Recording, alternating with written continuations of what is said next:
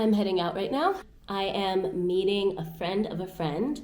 Just a little networking opportunity, a little meeting of the minds to toss around some business ideas. So looking forward to it. I just love being in that area and especially looking at the cactus buildings. They're just super architecturally interesting. And also IKEA is next door, and who doesn't love IKEA? Also, there's a mall nearby, so I really do need some mittens for my bike because my fingers have been freezing in my ski gloves. And I just realized I need mittens.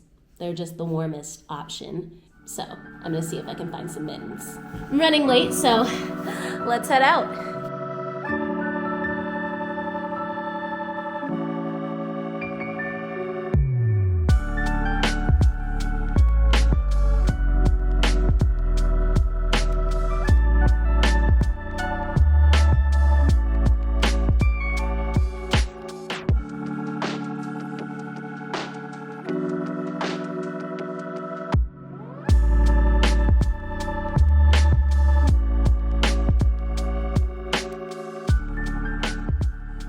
Just got back home from my meeting. My meeting went really, really well. Currently, I am just seeking opportunities to make my connections, and I was really excited that I got to make a connection today and talk about my passion and what I'm wanting to do with that passion here in this new city.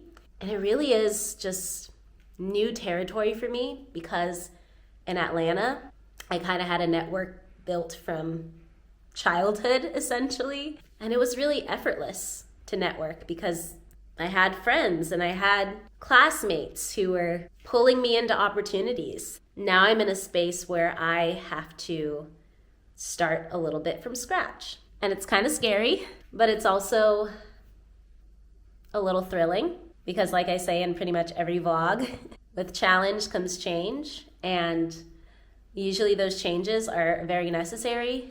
And I'm ready for a change. That's why I moved to this country. That's why I uprooted my life and placed myself in a situation that was foreign to me, is because life was telling me, something in my gut was telling me that this is the time. So I'm always putting myself out there and reaching out and connecting. And from the few networking events that I've gone to, the biggest piece of advice I got was to build your contact list, because oftentimes career opportunities in Copenhagen come from who you know. And at first that was a really scary thing to hear because I was thinking to myself, I don't know anyone. But now I know a few people, and today I got to meet with one of those people and talk about our passions and talk about where I see my career, what I want to offer this beautiful community that's already offered so much to me, how I want to create spaces where people can feel more focused and healthier and more mobile, better able to function in just their day-to-day, whether it's physically or mentally. And I got to kind of nerd out on all the technical aspects of that. And it's really kind of a funny thing to think about what I do as a career, because I love it so much that it often just feels like a calling rather than a career or a job. It's what I'm meant to do. I really feel that deeply, and I never doubted myself and my ability to be able to sustain myself doing what I love until I moved here, to be honest. But when those little doubts start to creep into my head, I remind myself that I was placed here for a purpose. That purpose is bigger than my self-doubt, and what's meant to be will come. Life has always taught me that, so why would I believe otherwise? So I share that to say, sometimes you're going to doubt yourself. It's just a part of being human, but it's really important that when those doubts come to mind, that you have a stronger voice that's able to stop you in your tracks and direct you to your self-confidence. Whatever you are meant to offer the world is a very unique and wonderful thing that only you can offer. And what a shame it would be for the world to miss out on that. I just wanted to share that with you because I think everyone needs to hear that every now and then. Good morning, or actually good afternoon. I think, yeah, it's 12:20. The dogs and I just got back in from their walk. Little evil plan of mine. It's just to take them on really long walks. I mean, it's good for us anyway. It's a very beautiful sunny day. And I say evil plan because now they're nice and calm and relaxed. And maybe I can actually get some work done today.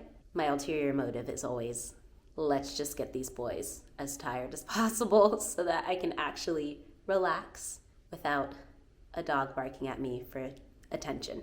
Last week, I did a little Q&A and answered many of your questions. But there was one really good question that I realized while I was editing last week's video I didn't cover.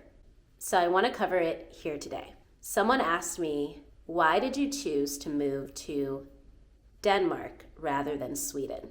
And this is a really good question because, as you know, if you've been watching my vlogs, my husband is Swedish, I am American, and we moved to Denmark. So let me give you a little background on why we made the decision to move here. 2 or maybe 3 years ago, I think it was 2 years ago, we took our first trip together to Scandinavia. Our main purpose was to visit the place my husband grew up, visit his family. It was my first time meeting his family, so it was a really special trip. And we decided to make the most of the trip and tack on 2 major cities because my husband knows how much I love major cities. I have lived in major cities basically my whole life, and I'm a huge lover of art and food and soaking up the culture of a place. So our trip actually started in Stockholm. Then we went to the island in Sweden that my husband grew up in, and then we went to Copenhagen. Our time in Stockholm was fantastic. It was a great intro to Scandinavian culture for me. There's the beautiful water and delicious foods, beautiful shopping, and it was a fantastic city. And one of the reasons we went was because I knew I wanted to move to Europe.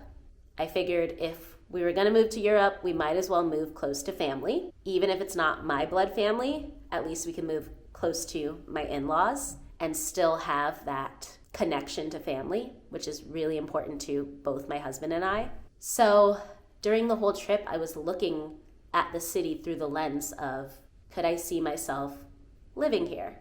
And my conclusion at the end of the 3 days we spent there was, yeah, I can see myself living here. It's a beautiful city. There's lots to do, lots of wonderful culture. So in all, I felt pretty good about Stockholm. But then we went to Copenhagen. Something about my first step onto those cobblestones, looking at the architecture, seeing the small little streets, there was just something magic in the air that I can't really explain. The closest I can come to explaining how I felt was it seemed like the city was hugging me. And then the next day we ventured out, and it was a summer's day, and there was just all the people biking, children playing. There were some musicians playing out in the streets, and it was just like almost too good to be true. It was like I was looking at a movie, and the thought that kept going through my mind was, I can't believe people live like this.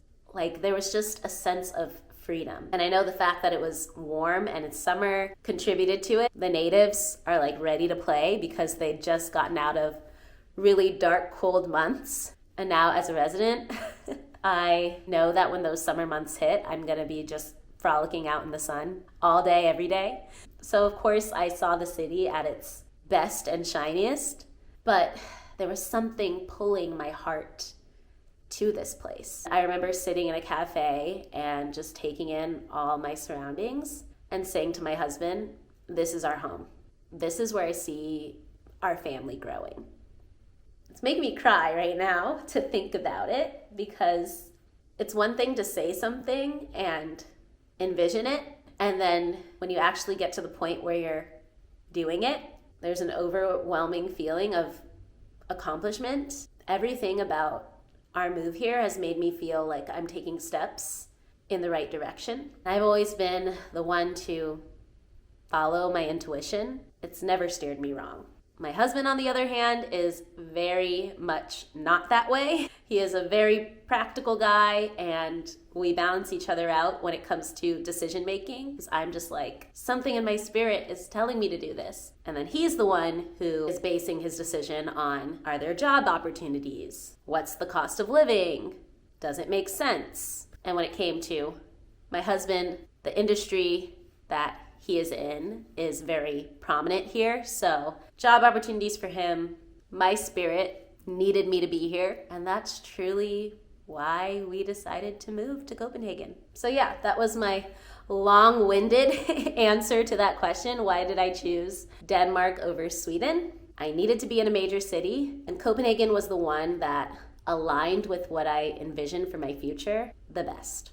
Oh, my husband just texted me. He is away on a business trip. He's out of the country. So today is actually my first day in Denmark without him.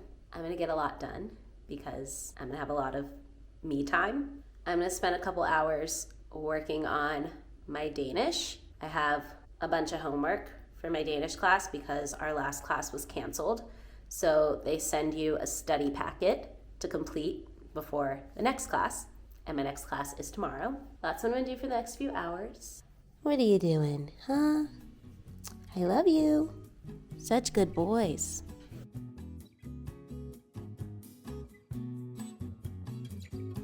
Jeg kan tale russisk, engelsk og lidt dansk. Bor du i København? Nej, jeg bor i Valby. Hvad med dig? Et glas vin. En kop kaffe. En kop kaffe. Et stykke kage. Et stykke kage. En gang nachos. En gang nachos. Jeg vil også gerne have en øl. Jeg skal også have en øl. Jeg skal også have en øl. Kan du lide citrontærte? Kan du lide citrontærte? Citron. Ja, jeg elsker citrontærte. Citrontærte? Ja, Det kan jeg godt. ja, men ikke så godt. Ja, men ikke så godt. Nej, det kan jeg ikke. Nej, det kan jeg ikke. Nej, jeg kan ikke fordrage citrontærte. Nej, jeg kan ikke fordrage citrontærte. Vi vil gerne have 2 kopper kaffe og 2 stykker kage. Vi vil gerne have 2 kopper kaffe og 2 stykker kage. Værsgo, det bliver 240 kroner. Hvad skal du have? Hvad skal du have? Hvad med dig? Hvad med dig? Barbara, Gal, no, it needs to start with Skal. Skal, Barbara, Have, os, and cafe latte. Oh. Skal, Barbara, os, have, and cafe latte. That makes sense because skal is the verb, Barbara is the subject, and os is the main adverb.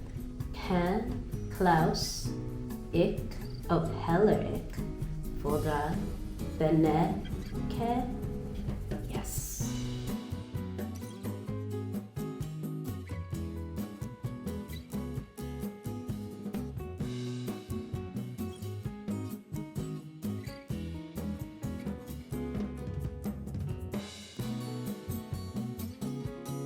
It is now 2:11 and I'm in the mood for some lunch.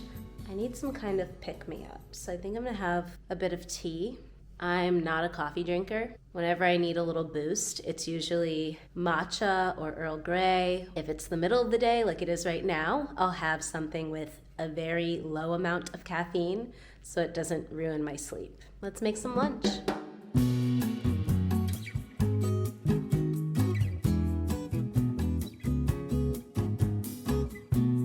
So we bought these rolls, and I was just nerding out on reading the ingredients list because I'm so excited whenever I can understand most of the ingredients, because as you can see, it's all in Danish.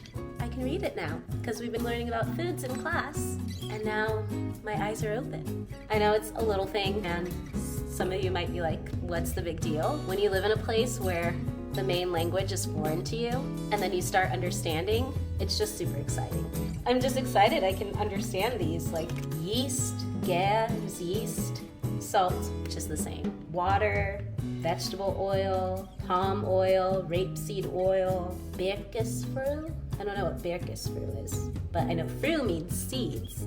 So, just celebrating small victories today. A few of you told me to put this in the fridge because it makes a cleaner slice. So I've had this in the fridge for the past 3 or so hours. So I'm excited to see if it makes a difference. Ooh. Oh yeah, that definitely makes a difference.